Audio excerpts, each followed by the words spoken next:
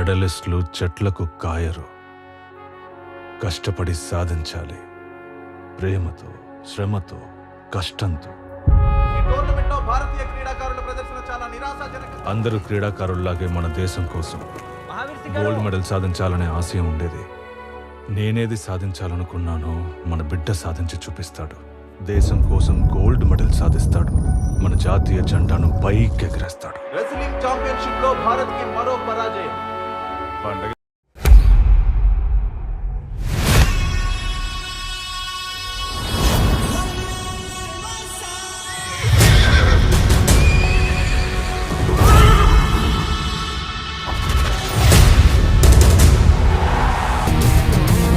सब उसके फैन बने पड़े मैम। कोई नाम है?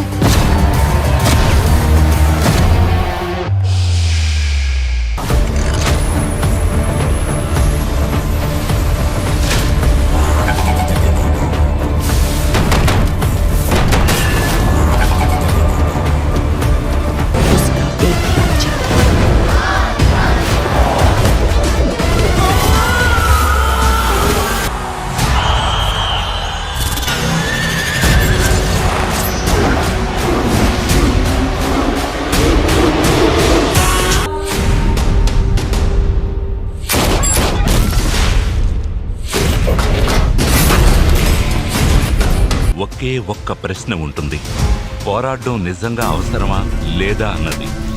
అది నీకు అర్థమైనప్పుడు నువ్వు సిద్ధం అవుతావు.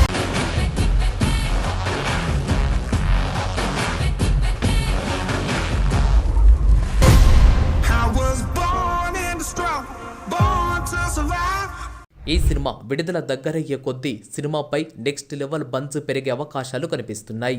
ఈ సినిమాలో జాన్వీ కపూర్ హీరోయిన్ గా నటిస్తూ ఉండడంతో రామ్ చంద్ జాన్వీ కపూర్ జోడీని తెరపై చూడాలని మరికొంతమంది అభిమానులు పేర్కొంటున్నారు.